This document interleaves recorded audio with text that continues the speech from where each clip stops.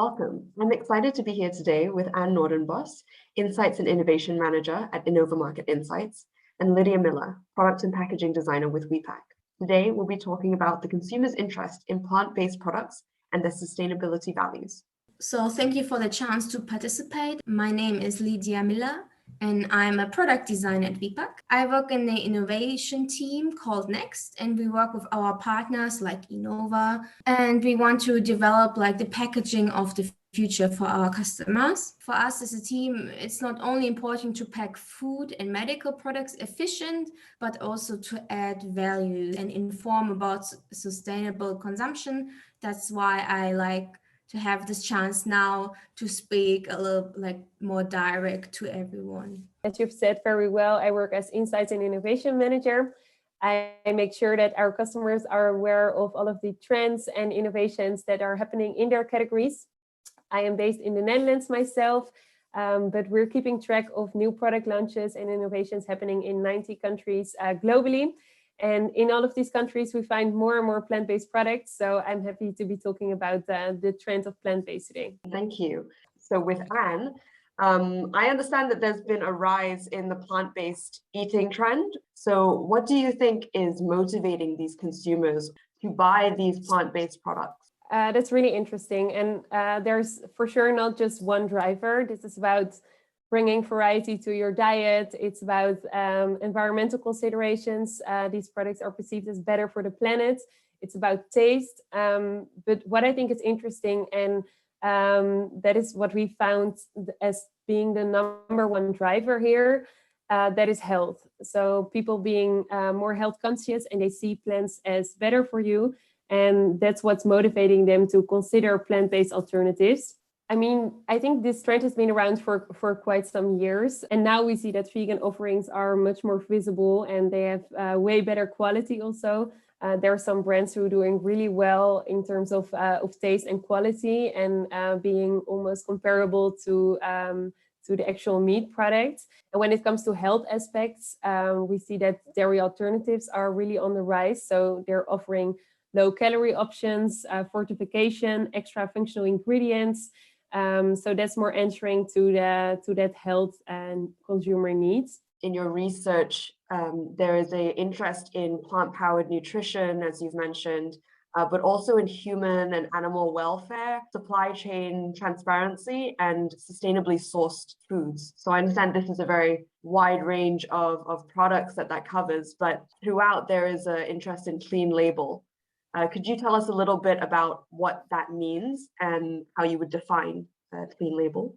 Clean label, this came from a consumer demand on cleaner foods. So starting with easy to recognize ingredients, avoiding artificial ingredients, more natural ingredient list, using fewer ingredients. We're seeing that consumers, also including the consumers that are choosing plant-based foods, are demanding now a broader definition of clean. So they're also considering issues such as human and animal welfare, sustainability, supply chain transparency. There could be kind of a conflict developing between the growing desire for clean and clear labels, and then also the use of processed ingredients and processing techniques in order to create that similar structure in especially meat alternatives. So these two trends might be kind of conflicting in that way.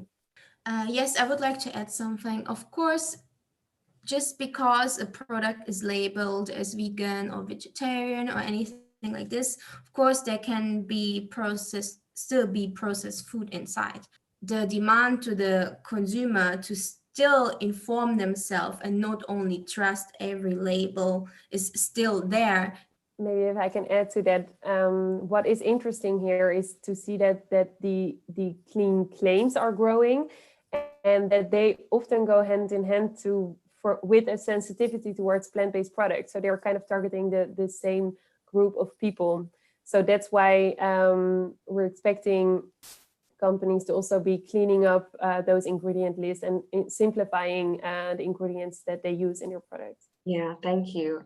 So then in which case, I think that leads us very nicely into how closely is this interest in plant-based food or in clean labels and clean food related to sustainability or a concern with the environment and green values? What do you think, Anne? Yeah, well, we saw that this is a big driver for consumers to consider plant-based products. 32% of global consumers mentioned this as one of the 3 drivers to consider plant-based alternatives. So it's really in the back of the mind of the consumers. And of course, this doesn't count for all plant-based products per se, but sometimes from a water perspective, it's more efficient. From a greenhouse gas emission perspective, also incorporating more plant foods in your everyday diet. This is better for the environment. So I think that's how those two are related. I mean, correct me again if I'm wrong, but there is research that shows the kind of water consumption of almonds for almond milk and how they're relatively very different, but amongst all of the dairy alternatives, almonds are one of the most wasteful to produce. Yeah, there's really drawbacks for a lot of protein sources. So some can produce more locally, and others can only be harvested in a specific region of the world. So that could already be decreasing its sustainability levels, let's say. So definitely something to keep in mind. And also we see that more companies are using that on their packaging, like for example, stating their carbon footprint or explaining to the consumer how much more water is saved by choosing oats versus almonds, for example. So it's also used as a USP. Absolutely. And that kind of brings us into packaging, right? So as a sustainable packaging producer, how do you address this trend? Anne already said like a lot of interesting and good points, which I want to like build on. So there's a lot of challenges in this topic, of course, as a packaging producing company. What I see as the biggest challenge is for us like to convince and inform in the first place, like the customer about the actual benefits of our products. Because today's customers, they pay a lot of attention to what exactly they consume and how the product is actually packed. So like the transparency and communication is absolutely important these days. And if we look at the reason why consumers are switching to plant-based food and start to prefer food from sustainable resources, it becomes clear that the inside should also be reflected on the outside. But we are actually looking at this challenge with very positive eyes. There's the demand of the perfect all-around product, and it really drives forward the development of food alternatives, but also gives us space to launch and to optimize like our sustainable packaging. What are the considerations that you have to make to appeal to these consumers with sustainability or nutritional values, with these green values? First of all, there's of course a lot of technical aspects we have to think about, like I mentioned earlier. But we always have to keep in mind that it doesn't matter which new or alternative material we want to use. The most important topic is always that the food needs to be safe. Many times the customers in the supermarket, they just forget that the product is not packed yesterday and then appears in the supermarket, but we have a long transportation way itself. So it needs to be safe for a long time, because the worst thing is that the food is actually spoiled in your fridge or that it breaks down only after one day. So we need like the minimum amount and try to not overpack everything. And of course, this, if we pack it the most efficient way, then of course the carbon emission should be the least it can be, like automatically by the resource consumption and by the choice of material itself. The CO2 footprint is really, really important, like you mentioned, especially for Wipak, with our goal to be like carbon neutral by 2025. Is a really huge challenge, of course, because we are a producing company, right? So every time a company produce something, that we also have to calculate the CO2 emissions from our actually like virgin resources and from our recycled resources and everything like this. The next point is, of course, when we talk about sustainable products and sustainable plant-based products, that we are also talking about recyclability. The best example is right now that we stopped coloring our PET trays in black to make them easier recyclable. So to actually use less coloring is actually more sustainable. So this is definitely a topic that will be important in the future, but also that we are considering already now and that we are talking with our customers right now. Excellent. So is there more that you can tell us about the material considerations you have to make in order to fit into the sustainability ethos? We mainly produce in three materials. There is like PET, PET, we have PP, and we have PA. And why are we using different materials? It's because every country has different, for now in Europe, every country has different recyclability facilities.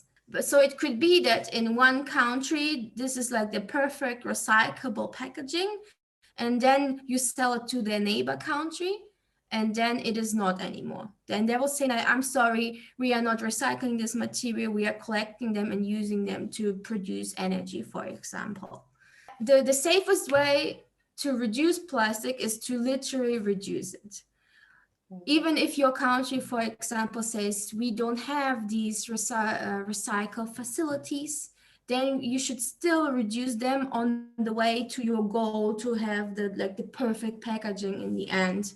So sometimes, even if you cannot find the perfect solution for a product in material wise, then you should still try to reduce as much as possible, or to try to use alternative materials like renewable sources to reduce your consumption of virgin resources. I think from an Innova perspective, what we're seeing is that consumers say that like sustainable packaging is positively influencing their product choice more. So it's more on top of consumers' minds. And then what we are also looking at is how do you communicate this to your consumers, right? So communicating sustainability on your packaging is challenging. But we see some nice examples popping up. For example, companies choosing to communicate their plastic reduction, or for example, as we talked about earlier, focusing on the carbon footprint or reduced emission claims. That is something that is growing and that we're keeping track of with our database. Yeah, I would like to add that there is no one fits all solutions, and we are well aware of that. And like you mentioned before, that there's people who try to go plastic free, and I really admire this. But I also believe that not everyone can go plastic free, and I think that we will not be able to just produce one package and then we can fit everything into it. And it could be that for one product, this one material and this one type of packing is the perfect way, but it doesn't mean that you can adapt it on everything. That's why new development is very, very important. Absolutely, and innovation, right? Which is why it's so wonderful to have the Next Center. From the design side, there must be a huge challenge to find the balance, I guess, between, say, product thickness and appearance as well, appealing to your consumer, while also considering the recyclability. Because as you say, one size does not fit all. Especially thank you to Anne for explaining to us the motivation behind the clean and plant-based food consumers. I think it's very interesting to see how, as a packaging company, Wipak can adapt to this and address this. And as you say, most importantly, communicate this to consumers and communicate sustainability throughout in the product inside and the packaging outside. Well, thank you both. That was very holistic and really covering a whole array of subjects. Thank you so much. Thank you.